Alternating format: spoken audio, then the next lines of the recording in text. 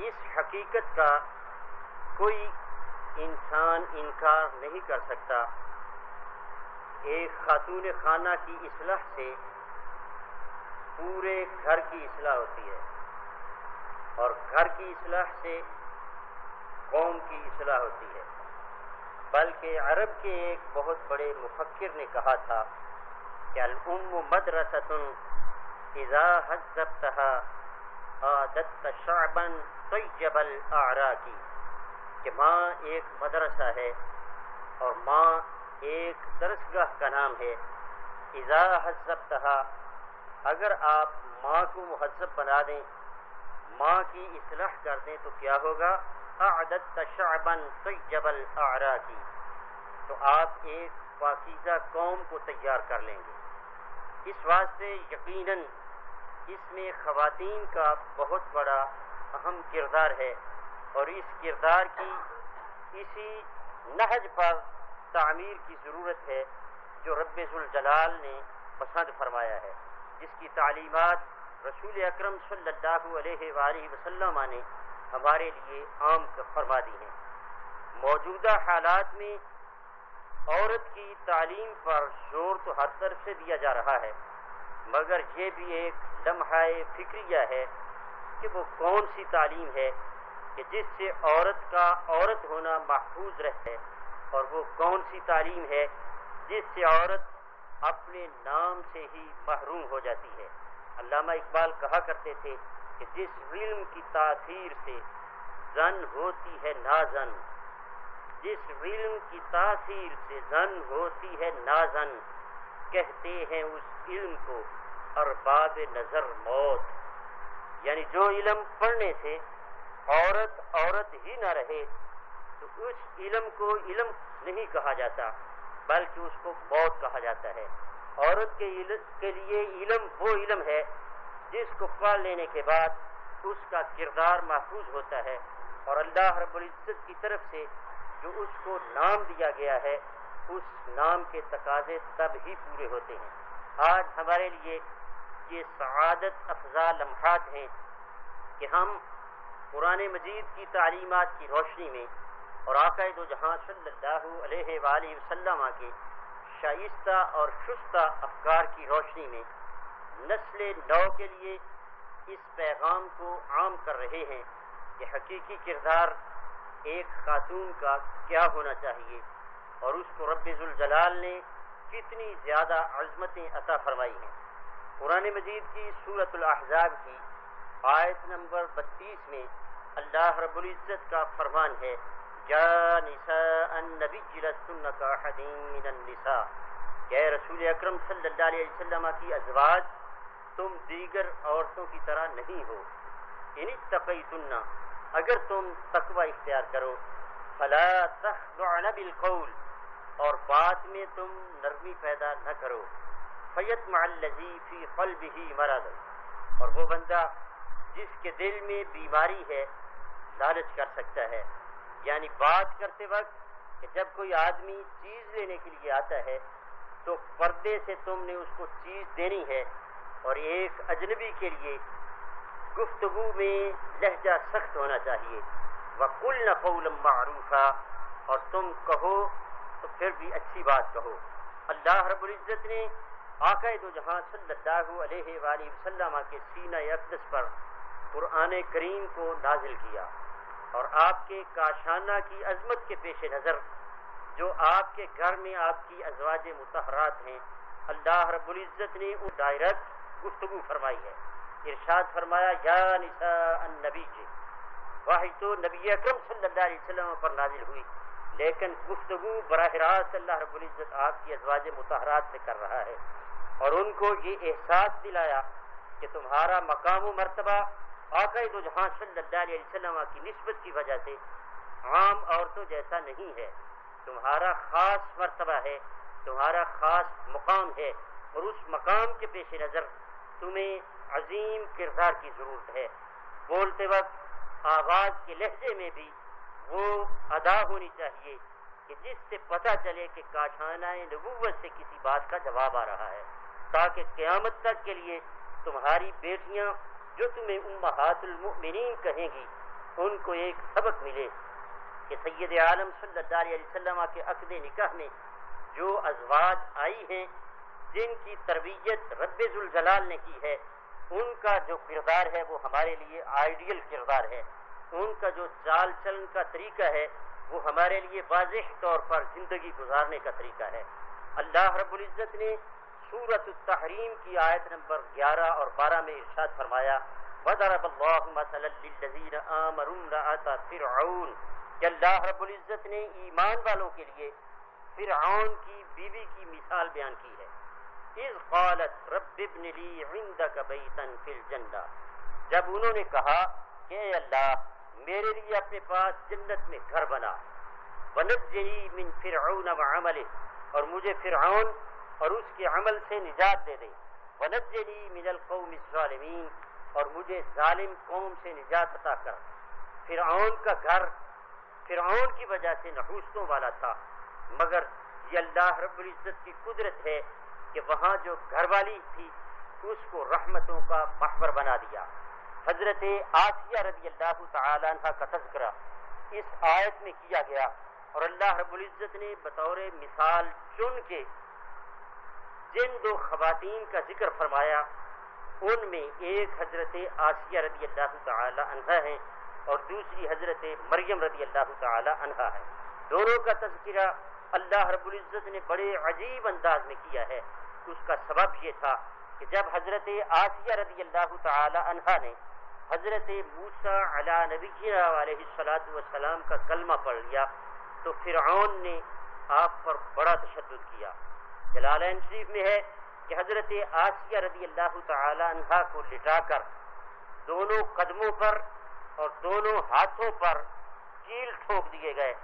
اس کے بعد سینے کے اوپر پتھر رکھ دیے جاتے اور پھر ان کو دھوپ میں چھوڑ دیا جاتا تھا۔ اس کے باوجود ان کا دل حق کی گواہی دیتا تھا، وہ زبان سے اللہ کی توحید کا تذکرہ کرتی تھیں اور بار بار اس کا اقرار کرتی تھیں۔ اب اتنے تشدد کے باوجود انہوں نے رب ذوالجلال کا ذکر نہیں چھوڑا، اللہ کی توحید کو نہیں چھوڑا، تو اللہ رب العزت نے قیامت تک کے لیے ان کے کردار کو ایک آئیڈیل کردار بنا کے قرآن حکیم میں پیش فرمایا کہ جس طرح انہوں نے قربانی دی وہ بہت بڑی قربانی ہے۔ اگر وہ دنیا کو دیکھتی تو ان کو پتا تھا کہ اگر میں موسیٰ علیہ السلام کا کلمہ پڑھوں گی تو فرعون مجھے نہیں چھوڑے گا بلکہ الٹا مجھ پر وہ تشدد کرے گا، اور ایسا ہوا بھی، مگر انہوں نے کسی چیز کی پرواہ نہیں کی اور قیامت تک کے لیے انہوں نے حق پرست خواتین کو یہ سبق دیا کہ تم کبھی بھی دنیا کی چمک، دنیا کی آرائش اور دنیا کے کسی فائدے کے لیے حق کی طرف پیٹ نہ کرنا، بلکہ دنیا عارضی ہے اور اس کا مختصر سا وقت ہے۔ اگر تم مختصر وقت جد و جہد میں، کوشش میں، ابتلا اور آزمائش میں صبر سے گزار لو گی تو اللہ رب العزت تمہیں دائمی سہولتیں عطا فرمائے گا۔ حضرت آسیہ رضی اللہ تعالی عنہ کو یوں دھوپ میں جب رکھا جاتا فکانت اذا تفرق عنها من وکل بها کہ جب پہرہ دار پیچھے ہٹتے تھے، فرعون نے ملازم رکھے ہوئے تھے جن کی ڈیوٹی تھی کہ تم نے پہرہ دینا ہے کہ کہیں کوئی کیل اکھڑ نہ جائے اور کہیں اس کے سینے سے کوئی پتھر ہٹ نہ جائے یا کہیں اس کو کوئی سایہ فراہم نہ کر دے، لیکن جو ہی وہ لوگ پیچھے ہٹتے تو یہ رب ذوالجلال کی طرف سے اعزاز تھا کہ اذلت الملائکہ، فرشتے آ کے اس کے اوپر سایہ کرتے تھے۔ اللہ رب العزت نے ان کو یہ شان دی تھی اور ان کے کردار کو قرآن حکیم میں قیامت تک مضبوط اعصاب والی عورت کے لیے بیان کر دیا کہ عورت اگرچہ صنف نازک ہے مگر جب اس میں حق جلوہ گر ہوتا ہے تو پھر فولاد سے بھی مضبوط ہو جاتی ہے، پھر اس کو کوئی چیز بھی شکست نہیں دے سکتی، کوئی تشدد اس کو راہ حق سے پیچھے نہیں ہٹا سکتا۔ یہ جرأت مند خاتون ہے جو شیطان کی راہوں سے نکل کے آزاد ہو کے رحمان کے جلوے اور عشق میں یوں آباد ہو جاتی ہے کہ دنیا کی کوئی طاقت اس کو اللہ کی محبت سے پیچھے نہیں ہٹا سکتی۔ دوسری آیت میں اللہ رب العزت ارشاد فرماتا ہے وَمَرْيَمَ ابْنَتَ عِمْرَانَ الَّتِي أَحْصَنَتْ فَرْجَهَا، اور مریم بنت عمران جنہوں نے اپنی شرمگاہ کی حفاظت کی، فنفخنا فیہ من روحنا، اور ہم نے ان میں اپنی روح پھونکی، وصدقت بکلمات ربہا وکتبہ، اور انہوں نے اپنے رب کے کلمات اور اس کی کتب کی تصدیق کی، وکانت من القانتین، اور وہ خاتون اللہ کے مطیع بندوں میں شمار ہوئی۔ حالانکہ وہ عورت مؤنث ہے تو قانتات کا بظاہر لفظ استعمال ہونا چاہیے تھا، کیونکہ قانتین تو مردوں کے لیے آتا ہے، تو اللہ رب العزت فرماتا ہے کہ قانتین میں سے تھیں، حالانکہ ایک عورت کا شمار عورتوں میں ہوتا ہے۔ اگر مسلمہ ہے تو کہا جائے گا کہ یہ مسلمات میں سے ہے، مومنہ ہے تو کہا جائے گا کہ یہ مومنات میں سے ہے، صالحہ عورت ہے تو صالحات میں سے ہے۔ تو جب وہ قانتہ تھیں تو بظاہر چاہیے تھا کہ اللہ رب العزت فرماتا کانت من القانتات، کہ اللہ کی جو مطیع عورتیں ہیں ان میں سے وہ تھیں، لیکن اللہ رب العزت نے فرمایا کہ وکانت من القانتین، کہ وہ قانتین میں سے تھیں، یعنی وہ کمالات جو کہ مرد بندگی کر کے حاصل کرتے ہیں، اللہ رب العزت نے اس خاتون کو وہ کردار عطا فرمایا ہے کہ ہے تو یہ عورت لیکن بندگی کے لحاظ سے مردوں میں شمار ہوتی ہے، یعنی انہوں نے بندگی میں اتنی کمائی کر لی ہے اور اس انداز میں رب ذوالجلال کو راضی کیا ہے کہ وہ اونچے اونچے مرتبے جو مردوں کو بڑی جد و جہد اور مجاہدہ کے بعد حاصل ہوتے ہیں، یہ خاتون ہو کے اس بلند مرتبے پر فائز ہو چکی ہے۔ قرآن مجید سے اس موضوع کے مختصر سے پس منظر کے بعد اب تعلیمات نبوی کے لحاظ سے جو عورت کے لیے آئیڈیل کردار ہے وہ بھی سننے کے قابل ہے، بالخصوص اس لیے بھی کہ سید عالم صلی اللہ علیہ وآلہ وسلم نے پہلے عورت کی عظمت کو اجاگر کیا اور پھر ساتھ اس کی ڈیوٹی اور اس کے جو کام ہیں اس کی بھی وضاحت فرمائی۔ وہ معاشرہ جہاں بچیوں کو زندہ درگور کر دیا جاتا تھا، جہاں عورتوں کو ایک بالکل الگ تھلگ مخلوق شمار کیا جاتا تھا، اس ماحول کے اندر آقا دو جہاں صلی اللہ علیہ وسلم کا یہ جملہ کتنا عظیم جملہ تھا۔ آقا دو عالم صلی اللہ علیہ وسلم کا یہ فرمان کشف الغمہ میں موجود ہے، وکان صلی اللہ علیہ وسلم یقول لا تکرہ البنات۔ آقا دو عالم صلی اللہ علیہ وسلم نے یہ ارشاد فرمایا کہ اپنی بچیوں سے کبھی نفرت نہ کیا کرو، اگر گھر میں بچی پیدا ہو جائے تو اس سے نفرت نہ کرو، اس سے بیزاری کا اظہار نہ کرو۔ کیوں؟ فرمایا فَإِنَّهُنَّ الْمُونِسَاتِ الْفَالِيَاتِ، ارشاد فرمایا کہ یہ بچیاں اپنے باپ سے بڑا انس کرتی ہیں۔ فالیات کا معنی ہے کہ یہ اپنے باپ کی جوئیں نکالتی ہیں، حالانکہ باپ کو جوئیں پڑی ہوئی نہیں ہوتی، مگر ایک خاص تعلق جو بیٹی کا باپ کے ساتھ ہے، باپ لیٹا ہوا ہے، بیٹی چھوٹی عمر میں دوڑتی ہوئی آئی اور اس نے باپ کے بالوں میں کھجلی کرنا شروع کر دی، جیسے جوئیں تلاش کر رہی ہو۔ اس وقت جو ایک باپ کے لیے رحمت کا سما ہوتا ہے، اور جو بچی اپنی طرف سے باپ کو انس فراہم کر رہی ہے، یہ انس ایک مخصوص انس ہے جو اسے کہیں سے بھی میسر نہیں آ سکتا۔ آقا دو جہاں صلی اللہ علیہ وسلم نے ارشاد فرمایا اللہ رب العزت نے تمہارے لیے ان کو رحمت کی علامتیں بنایا ہے، ان کو اللہ رب العزت نے تمہارے لیے ایسا انس دیا ہے، اتنا مقدس انس اور مقدس محبت کہ جس کی تجھے مثال نہیں ملے گی۔ تم اپنی بچیوں سے نفرت نہ کیا کرو بلکہ بچیوں سے پیار کیا کرو، اس واسطے کہ اللہ رب العزت نے ان کے دلوں میں تمہارے لیے انس کے کتنے سمندر پیدا فرما دیے ہیں۔ آقا دو جہاں صلی اللہ علیہ وسلم نے یہ احساس دلانے کے بعد کہ جو عورت کا سب سے بڑا کام ہے اس کی وضاحت کی کہ عورت کے کام امور خانہ کے ہیں، یہاں تک کہ بخاری شریف کی جلد نمبر 2 صفحہ نمبر 760 پر ہے کہ قریش کی عورتیں جب کلمہ پڑھ چکیں، جب وہ مکہ مکرمہ سے مدینہ شریف پہنچیں تو ان کے معمولات بار بار نبی اکرم صلی اللہ علیہ وسلم کے سامنے بیان کیے جاتے۔ ایک دن آقا دو عالم صلی اللہ علیہ وسلم نے ان کی تعریف کرتے ہوئے ارشاد فرمایا کہ سب سے اچھی قریش کی عورتیں ہیں۔ اس کی وجہ کیا ہے؟ آپ نے ارشاد فرمایا احناہ علی ولد فی صغرہ، کہ جب بچہ چھوٹا ہوتا ہے تو اس سے بہت پیار کرتی ہیں۔ ان کی خصوصیت یہ ہے کہ ان کا بچہ جب چھوٹا ہوتا ہے تو جتنا یہ بچے سے پیار کرتی ہیں اتنا دوسری مائیں بچوں سے پیار نہیں کرتی. قریش کی عورتیں اس لیے افضل ہیں کہ اپنے بچے کے ساتھ حالت صغر میں اور بچپن میں جس طرح یہ پیار کرتی ہیں اور جتنی یہ شفقت اپنے بچوں کو دیتی ہیں اتنی شفقت دوسرے علاقوں، دوسری قوموں اور دوسرے قبائل کی مائیں اپنے بچوں کو نہیں دیتی. پھر یہاں تک فرمایا ورعاہ علی زوج فی ذات یدہ، کہ جتنا یہ اپنے شوہر کے مال کا خیال رکھتی ہیں اتنا دوسری عورتیں اپنے شوہر کے مال کا خیال نہیں رکھتی. آقا دو عالم صلی اللہ علیہ وسلم نے ان کی افضلیت دو وجہ سے بیان کی. ایک ہے اولاد کا خیال اور ایک ہے شوہر کے مال کا خیال. آپ صلی اللہ علیہ وسلم نے فرمایا کہ قریش کی عورتوں کا یہ مقام ہے اور یہ ان کی فضیلت ہے. اگرچہ دیگر عورتیں بھی اپنے بچوں سے پیار کرتی ہیں، اپنے خامد کی خدمت کرتی ہیں، لیکن اس سلسلہ میں جو پہلا نمبر ہے وہ قریش کی خواتین کا ہے. وہ اپنے زوج کے مال کی حفاظت کرتی ہیں، زوج کی عزت کی بھی حفاظت کرتی ہیں اور ان کی نسل کی طہارت کی بھی حفاظت کرتی ہیں. اس بنیاد پر آقا دو جہان نور مجسم صلی اللہ علیہ وآلہ وسلم نے خواتین کو جو کردار دیا ہے اس میں سے پہلا کردار وہ ہے کہ جس کا تعلق گھرانے کے ساتھ ہے، فیملی کے ساتھ ہے،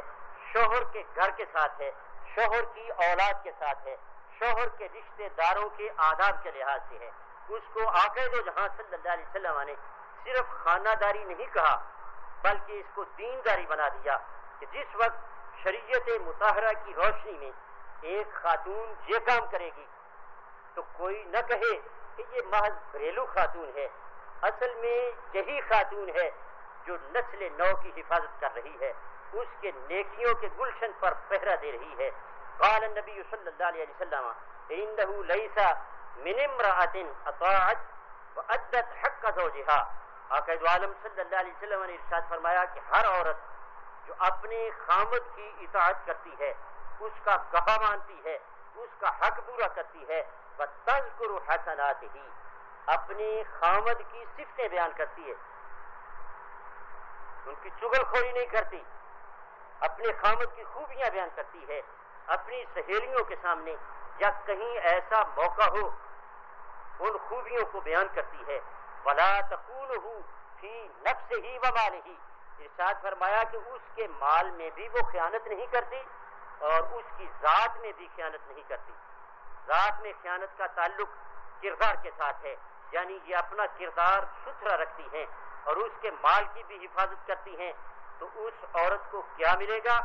یاد رکھنا چاہیے کہ یہ وہ فیصلے ہیں جو عرش کے فیصلے ہیں اور آقا دو جہاں صلی اللہ علیہ وسلم کی زبان نے بیان کیے ہیں. کل جنت میں پہنچتے پھر جا کے پتہ چلتا تو عورتیں ہاتھ ملتی کہ کاش ہمیں دنیا میں پتہ چل جاتا تو ہم اس کی مستحق بن جاتی. گھر کے کام کاج میں ہمارے لیے اتنا بڑا فائدہ تھا، اپنے شوہر کی خدمت میں اتنی بڑی فضیلت تھی. میرے آقا صلی اللہ علیہ وسلم ارشاد فرما رہے ہیں جس نے اپنے شوہر کو حق دیا ہے، اس کی اطاعت کی ہے اور یہ باتیں اس میں موجود رہی ہیں، اس نے اپنے شوہر سے خیانت نہیں کی تو کیا ہوگا؟ کان بینہا وبین الشہداء درجۃ واحدۃ فی الجنہ. ارشاد فرمایا کہ جنت میں اس عورت اور شہیدوں کے درمیان صرف ایک درجے کا فرق ہوگا. آپ دیکھیں کہ شہید کا مقام کتنا بلند ہے، اس نے اسلام کے لیے اپنی جان تک قربان کر دی، اس کو دائمی زندگی مل گئی. شہید کا جنت میں بڑا اونچا محل اور جنت میں بہت بڑی اونچی شان ہوگی. یہ عورت جو اپنے گھر میں بیٹھی اپنے گھر پہ پہرا دے رہی ہے، خامد کی عزت اور اپنی عزت پہ پہرا دے رہی ہے، اپنی اولاد کی صحیح تربیت کر رہی ہے، اس کو سید عالم صلی اللہ علیہ وسلم نے آئیڈیل کردار ہی نہیں دیا بلکہ اس کے کردار کی عظمت کو بھی ظاہر کر دیا. فرمایا کہ اگر وہ خدمت کرے گی وہ محروم نہیں ہے، اس کو اتنا کچھ ملے گا کہ جنت میں اس کے اور شہیدوں کے درمیان صرف ایک درجے کا فرق رہ جائے گا. اور آقا دو عالم صلی اللہ علیہ وسلم نے جہاں تک ارشاد فرما دیا آنا وامرأۃ صفعاء الخدین کہاتین یوم القیامہ. آقا دو عالم صلی اللہ علیہ وسلم نے ارشاد فرمایا کہ میں اور وہ عورت جو اپنے بچوں کی دیکھ بھال میں میلی کچیلی رہتی ہے، ہونے کا وقت بھی نہیں ملتا، اس کو اپنی زیب و زینت کا وقت ہی نہیں ملتا، اس کی اور ان کا کھانا پکاتی ہے، ان کے کپڑے دھوتی رہتی ہے۔ تو صفحاء الخدین کا مطلب یہ ہے کہ اس کے کام کرتے کرتے اپنے بچوں کی خدمت کر کر کے وہ زردی مائل ہو چکی ہے، وہ بہت زیادہ کام کرتی ہے۔ آقا دو عالم صلی اللہ علیہ وسلم فرماتے ہیں میں اور وہ عورت قیامت کے دن دو انگلیوں کے ملنے کی طرح ہوں گے۔ اللہ رب العزت اس عورت کو اتنا بلند مقام عطا فرمائے گا کہ اب دیکھو آقا دو جہاں صلی اللہ علیہ وسلم جو کردار دے رہے ہیں اور کردار پر جو حوصلہ افزائی فرما رہے ہیں، دنیا کے کسی چارٹر میں ایک خاتون کو یہ عظمت نہیں دی گئی۔ یہ اسلام کا دامن ہے کہ جس نے ایک خاتون کو عظمتوں کے کئی آسمان عطا فرمائے ہیں۔ اب بطور مثال چند عظیم خواتین کا جو کردار ہے اس کو ہم سامنے رکھتے ہیں، اس میں ہماری ماؤں اور بہنوں کے لیے کتنا بڑا سبق موجود ہے۔ سب سے پہلے اس عظیم خاتون کا کردار جو ایک جہت میں ساری عظمتوں کی مستحق ہیں، سیدہ طیبہ طاہرہ حضرت سیدہ آمنہ سلام اللہ علیہا۔ آپ نے کائنات کو جتنا بڑا تحفہ دیا ہے، اتنا بڑا تحفہ اور کوئی ماں کائنات کو نہیں دے سکتی۔ حضرت سیدہ آمنہ رضی اللہ تعالی عنہ کا کردار البدایہ والنہایہ میں یوں بیان کیا گیا، وہی یومئذ سیدۃ نساء قومہا، کہ جس وقت حضرت سیدنا عبداللہ رضی اللہ تعالی عنہ سے شادی کا معاملہ طے ہو رہا تھا، حضرت آمنہ اس سے پہلے بھی اپنے کردار کے لحاظ سے پوری قوم کی سیدہ شمار ہوتی تھی۔ یعنی خلقن خلق آپ کا اتنا اچھا تھا، کردار اتنا صاف اور شستہ تھا، صفات اتنی عمدہ تھیں اور حیا اتنی تھی کہ انہیں پیکر صدق و صفا اور حکیمت القوم کہا جاتا تھا۔ یہ پوری قوم کی حکیمہ تھی، یعنی پوری قوم کی حکمت ان کے پاس ہے اور پوری قوم کی دانائی ان کے پاس ہے۔ پھر جس وقت انہوں نے وہ لمحہ دیکھا جب ابوا کی پہاڑی کی چوٹیاں تھیں، سیدہ آمنہ رضی اللہ تعالی عنہ کے آخری لمحات تھے، آقا دو جہاں صلی اللہ علیہ وآلہ وسلم اپنی ننھی سی عمر میں اپنی والدہ کے ساتھ تھے اور مدینہ شریف سے واپسی ہو رہی تھی۔ ابوا کی چوٹیوں پر حضرت آمنہ رضی اللہ تعالی عنہ کے وصال کا وقت قریب آ گیا۔ اس وقت حضرت آمنہ نے جو جملہ بولا تھا وہ قیامت تک کی ماؤں کے لیے ایک سونے کی شیلڈ کی حیثیت رکھتا ہے۔ سیدہ آمنہ رضی اللہ تعالی عنہ کہنے لگیں کہ میں آج دنیا سے جا رہی ہوں، کل حی میت وکل جدید بال وکل کبیر جفنا وانا میتۃ وذکرى باق وقد ترکت خیرا وبلغت طہرا۔ ارشاد فرمایا کہ ہر زندہ نے فوت ہونا ہے، ہر نئی چیز کو پرانا ہونا ہے۔ مفکرہ کائنات اور حکیمہ امت کی گفتگو سنیے، فرمایا کہ ہر زندہ مر جائے گا، ہر نئی چیز پرانی ہو جائے گی، ہر بڑی عمر والا فنا ہو جائے گا۔ یہ کوئی نئی بات نہیں ہے کہ میں دنیا سے جا رہی ہوں، یہ بات کائنات کے دولہ کے ساتھ اپنے بیٹے کے ساتھ کر رہی ہے۔ آقا دو جہاں صلی اللہ علیہ وسلم اپنی والدہ کے سرہانے بیٹھے ہیں۔ اب والے جن لوگوں نے سیدہ طیبہ آمنہ رضی اللہ تعالی عنہ کی قبر مبارک کی زیارت کی ہے، وہ اس بلند چوٹی کا تصور کریں جہاں سیدہ آمنہ رضی اللہ تعالی عنہ بیٹھی یہ نصیحت کر رہی تھی کہ میں جا رہی ہوں مگر میرے بیٹے حوصلہ رکھنا، آنا میتۃ، میں ابھی فوت ہو جاؤں گی، وذکریٰ باقٍ، لیکن قیامت تک میرا ذکر سے کوئی سروکار نہیں ہے، اور اپنے محبوب کے عشق میں آنکھیں بہا رہی ہیں۔ محتشم سامعین حضرات، اگر یہی کردار حق گوئی کے لحاظ سے خواتین ڈھونڈنا چاہیں تو کہاں ملے گا؟ حضرت سیدہ طیبہ طاہرہ فاطمہ الزہرا سلام اللہ علیہا کے بارے میں یہ بات موجود ہے کہ حضرت عائشہ صدیقہ کہتی ہیں ما رأیت احدا کان اصدق لہجۃ من فاطمہ رضی اللہ عنہا الا ان یکون الذی ولدہا، کہتی ہیں کہ مجھے سب سے سچا لہجہ جن کا ملا ہے میرے مطالعہ کے مطابق وہ نبی اکرم صلی اللہ علیہ وسلم کے بعد حضرت فاطمہ الزہرا رضی اللہ تعالی عنہا کا ہے۔ حضرت فاطمہ کی صداقت کی گواہی ہماری ماں ام المومنین عائشہ صدیقہ دیتی ہیں کہ ان کے بعد جن کی یہ بیٹی ہیں پہلے ان کا ہے پھر ان کا ہے. اللہ پہلے آقا دو عالم صلی اللہ علیہ وسلم کا مقام ہے صداقت کے لحاظ سے, سچے لہجے کے لحاظ سے. ان کے بعد سب سے بہترین مقام حضرت فاطمہ الزہرا رضی اللہ تعالیٰ عنہ. حضرت فاطمہ کا یہ جو اصدق لہجہ ہے اس میں امت کی بیٹیوں کے لیے سبق ہے کہ صرف ان سے محبت کافی نہیں بلکہ ان کا کردار ہمیں دعوت دے رہا ہے کہ جس وقت اتنا شائستہ کردار اور اتنی صداقت ان میں ہے کہ کسی معمولی سی بات میں یہاں تک کہ بچوں کے ساتھ مزاح کرتے ہوئے بھی جھوٹ نہیں بولنا, ہر وقت سچ بولنا ہے. جنہوں نے سب سے زیادہ خواتین اسلام میں یہ نام پیدا کر کیا ہے ان کو حضرت فاطمہ رضی اللہ تعالی عنہا کہا جاتا ہے. اللہ اکبر. پھر پردے کے لحاظ سے بھی سیدہ فاطمہ الزہرا رضی اللہ تعالی عنہا کا اپنا ہی ایک مقام ہے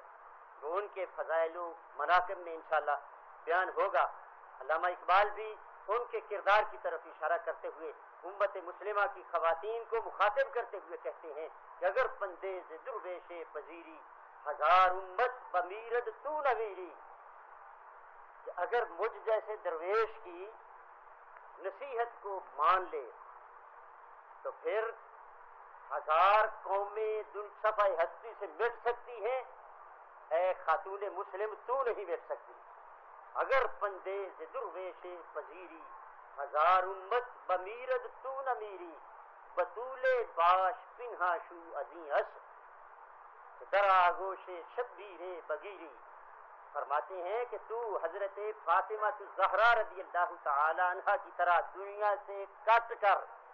پردے میں ہو جا, الگ تھلگ ہو جا, تو پھر تیری آغوش میں جو بچے پیدا ہوں گے, تیری آغوش میں جو بچے تربیت حاصل کریں گے وہ سیدنا امام حسین کے فیض یافتہ ہوں گے. حضرت سودا بنت زمعہ رضی اللہ تعالی عنہا, ان کے والد کی ایک لونڈی تھی, اس لونڈی کے ہاں بچہ پیدا ہوا. حضرت سعد بن ابی وقاص کے بھائی عتبہ بن ابی وقاص تھے, ان کا اس بچے کے بارے میں جھگڑا تھا. وہ کہتے تھے کہ یہ بچہ میرا ہے, اس لیے انہوں نے حضرت سعد کو وصیت کی کہ یہ بچہ تم اس سے لے لینا. جب فتح مکہ ہوئی تو اس بچے کے بارے میں از سر نو جھگڑا ہوا. عبد بن زمعہ کہتا ہے کہ یہ میرے باپ کی لونڈی سے ہے, لہذا یہ میرے ابا جان کا بیٹا اور میرا بھائی ہے. حضرت سعد کہتے تھے کہ یہ میرے بھائی کا بیٹا ہے اور میرا بھتیجا ہے. جب یہ فیصلہ آقا دو جہاں صلی اللہ علیہ وسلم کے پاس آیا تو آپ نے قانون کے مطابق فیصلہ کیا کہ جس کی وہ لونڈی ہے بیٹا اسی کا شمار ہوگا. آپ نے فرمایا کہ یہ بیٹا زمعہ کا ہے اور عبد کا بھائی ہے, لہذا یہ سعد بن ابی وقاص کو نہیں دیا جائے گا. اس کے بعد رسول اکرم صلی اللہ علیہ وآلہ وسلم نے اپنی زوجہ محترمہ حضرت سودا بنت زمعہ رضی اللہ تعالی عنہا کو فرمایا کہ جو شریعت کا فیصلہ تھا وہ تو میں نے کر دیا, اس کے مطابق یہ بچہ تیرا بھائی بنتا ہے. زمعہ کا بیٹا, یہ بھی حضرت زمعہ کی بیٹی تھی, لیکن اس کی شکل جو ہے وہ عتبہ کے ساتھ ملتی ہے, اس لیے آپ نے فرمایا احتجبی عنہ, اگرچہ یہ فیصلے کے مطابق تیرا بھائی بنتا ہے لیکن اس سے تو پردہ کیا کر. اگرچہ تمہارا بھائی بنا, فیصلہ تمہارے بھائی کی شکل میں اس کا ہوا کہ تم زمعہ کی بیٹی ہو اور یہ زمعہ کا بیٹا ہے, مگر اس کا چہرہ میں نے عتبہ کے ساتھ ملتا جلتا دیکھا ہے, اس واسطے تم پر اس سے پردہ کرنا لازم ہے. اب روایات میں آتا ہے مار آہا حتی لقی اللہ عز وجل, کہ وفات تک حضرت سودا رضی اللہ تعالی عنہا نے اپنے بھائی کا منہ تک نہیں دیکھا. فرمایا کہ جس وقت رسول اکرم صلی اللہ علیہ وسلم نے مجھ پر اس سے پردہ لازم کر دیا تو میں پردہ کر کے دکھاؤں گی۔ اس لحاظ سے جہاں جہاں جن رشتوں کے لحاظ سے پردہ نہیں ہے اور جن کے لحاظ سے پردہ ہے، ان بہترین شخصیات کے کردار کے اندر غیر محرم کے لیے ایک آئیڈیل کردار ہے کہ جنہوں نے خود ایسا عملاً ثبوت دیا کہ رسول اللہ صلی اللہ علیہ وسلم نے جو حکم فرما دیا اس کے مطابق زندگی گزاری ہے، اور جس کے کردار کو بھی دیکھو گے وہ اللہ، جن کے سر کے بالوں کو چاند اور سورج نے بھی نہیں دیکھا، گھر میں بیٹھے ہوئے تنہا ہوتے تب بھی سر نہیں ننگا کرتے تھے، اتنا بڑا دعویٰ کر رہے ہیں۔ جس کا آنچل نہ دیکھا مہو مہر نے، ماہ سورج کو، مہر چاند کو کہتے ہیں، جس کا آنچل نہ دیکھا مہو مہر نے، اس ودائے نزاہت پہ لاکھوں سلام۔ اس طرح پردے میں ان شخصیات اسلام نے زندگی گزاری۔ ہماری بیٹیوں کو ان کا کردار اپنے سامنے رکھنا چاہیے۔ جوش جہاد کے لحاظ سے آج کی ماؤں اور بہنوں کو جو کردار سامنے رکھنا چاہیے اس کا تذکرہ کتاب الاذکار میں موجود ہے۔ جویریہ بنت اسماء رضی اللہ تعالی عنہ اپنے چچا سے روایت کرتی ہیں، کہتی ہیں کہ 3 سگے بھائی تستر کی جنگ میں شہید ہو گئے۔ یہ ایران کا مغربی علاقہ ہے۔ حضرت عمر رضی اللہ تعالیٰ عنہ کے دور میں حضرت براء بن عازب رضی اللہ تعالیٰ عنہ کی قیادت میں وہ علاقہ فتح ہوا تھا۔ اس میں 3 سگے بھائی بیک وقت شہید ہو گئے۔ جب تستر کے غازی مدینہ شریف واپس آئے تو ان شہیدوں کی ماں نے ان کا حال پوچھا۔ اس غازی نے کہا استشہدوا، کہ وہ تو تینوں کے تینوں شہید ہو گئے۔ اب وہ بی بی کہنے لگی کہ مقبلین او مدبرین، وہ بی بی کہنے لگی کہ آگے بڑھ کر حملہ کرتے ہوئے سینے پہ وار سے کہ شہید ہوئے ہیں، یا پیٹھ پھیر کر بھاگے جا رہے ہیں تو پیچھے سے کسی نے حملہ کیا ہے، پیش قدمی کرتے ہوئے شہید ہوئے ہیں یا کافروں سے ڈر کر بھاگ رہے تھے کہ پیچھے سے کسی نے تیر لگایا اور وہ شہید ہو گئے۔ تو حضرت جویریہ کے چچا نے کہا کہ تینوں کو سینوں میں تیر لگے ہیں اور تینوں نے آگے بڑھتے بڑھتے جام شہادت نوش کیا ہے۔ ان تینوں شہزادوں کی ماں نے کیا نعرہ لگایا؟ قالت الحمدللہ، کہنے لگی کہ اللہ کی تعریف ہے، اللہ کا شکر ہے، نال فوزا وحات الزمار، کہ میرے بیٹوں نے کامیابی پا لی، میرے بیٹوں نے خاندان کی عزت اور عظمت بچا لی ہے۔ اسلام کے بیٹے جو ہیں بھاگ کے پشت پر تیر نہیں کھاتے،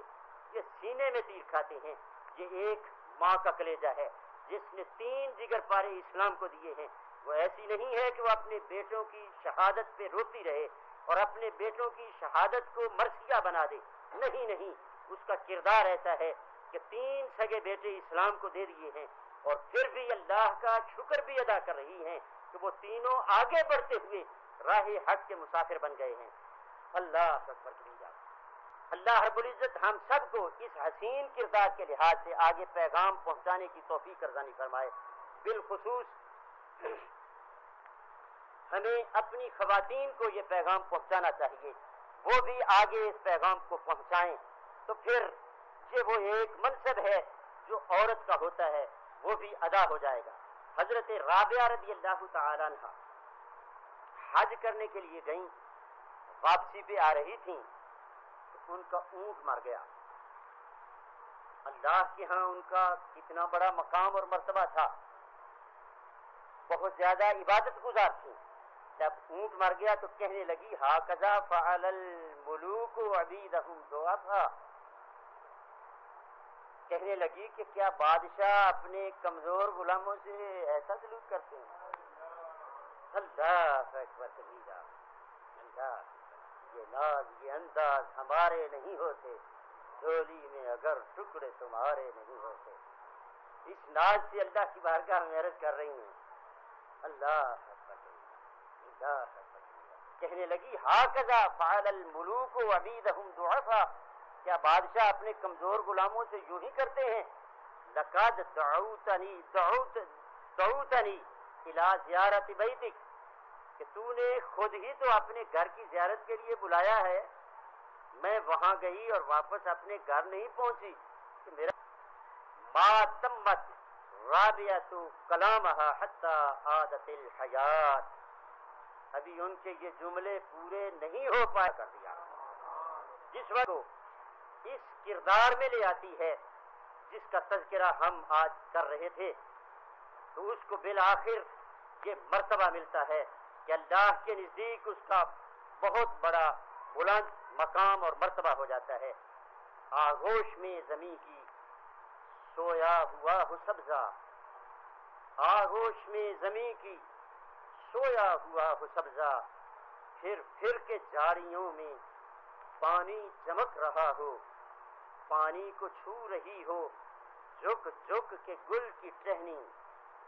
پانی کو چھو رہی ہو جھک جھک کے گل کی ٹہنی، جیسے حسین کوئی آئینہ دیکھتا ہو، مہندی لگائے سورج جب شام کی دلہن کو، سرخی لیے سنہری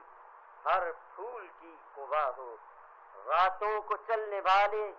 رہ جائیں تھک کے جس دم، راتوں کو چلنے والے تھک جائیں رہ کے جس دم، امید ان کی میرا ٹوٹا ہوا دیا ہو، بجلی چمک کے ان کو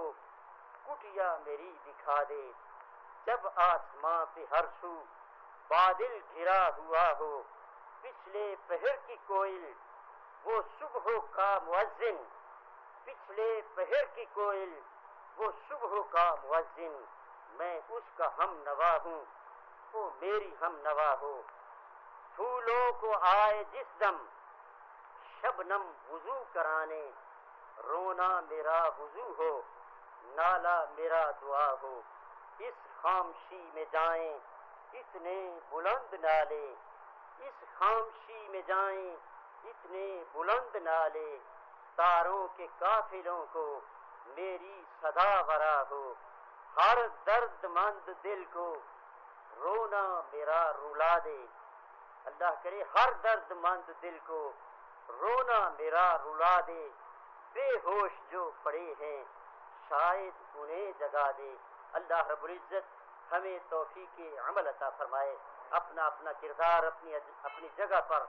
پوری ذمہ داری کے ساتھ ادا کرنے کی توفیق ارزانی فرمائے، اس پیغام کو اپنے گھروں میں، اپنے حلقہ احباب میں، اپنے خاندان میں پہنچانے کی توفیق ارزانی فرمائے، اور پھر اس پر عمل کرنے اور کرانے کی توفیق ارزانی فرمائے، عقائد اہل سنت پر زندہ رکھے، انہی پہ موت عطا فرمائے، انہی پہ ہمارا حشر فرمائے، آمین۔ وآخر دعوانا